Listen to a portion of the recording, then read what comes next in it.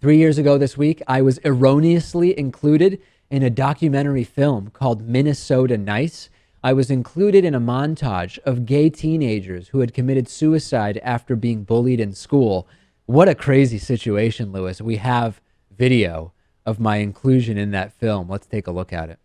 Samantha Johnson was 13 years old. Justin Auber killed himself last July. He was just 15 years old. I am devastated over the death of 18-year-old Tyler Clementi.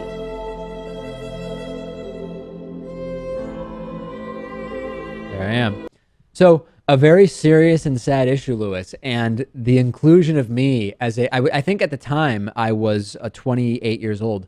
The inclusion of me as a gay teen who had committed suicide, it's just all crazy. And what we eventually tracked this down to was if you went to a Google image search and put in bullied gay teen suicide or something like that, a picture of me would pop up in connection with us covering a story about Michelle Bachmann talking about teen suicide, right? That was sort of the connection. And somebody missed that final research step to say, well, just because this came up in a Google image search, is this actually a gay teen who committed suicide after being bullied? As we know, Lewis, at the time, I was alive and well, not a teen. I had not been bullied, and I was not gay.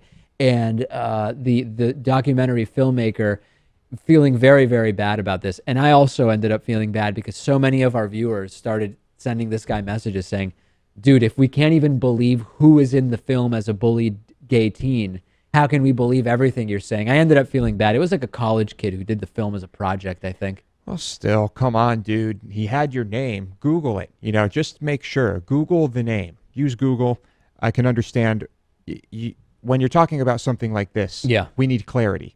A right? Breitbart article was written about this incident, Lewis, and I recently looked at the article and someone had left the comment, a gay teen who committed suicide and is still alive is about as legit as anything that liberals do. Of course, I don't agree with that, but kind of a funny comment. And there have been other misidentification incidents since.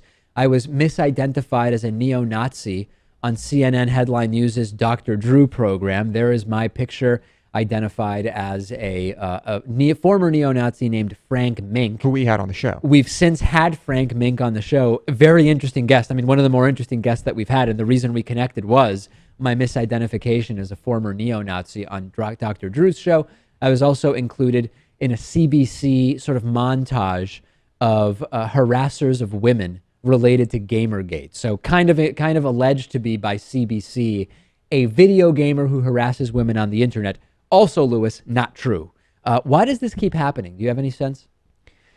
I guess it's easy because you are a public figure, but not recognizable enough yet. Right. For people to say, oh, yeah, that's Dave Pakman. Right. So my name is popping up for a lot of searches. And since people don't recognize my face, they're like, I'm sure whoever this is whoever it is we think it is, or whatever it is. Yeah, that could be. None of these lately, but we will keep you apprised as to whether there are any more of them.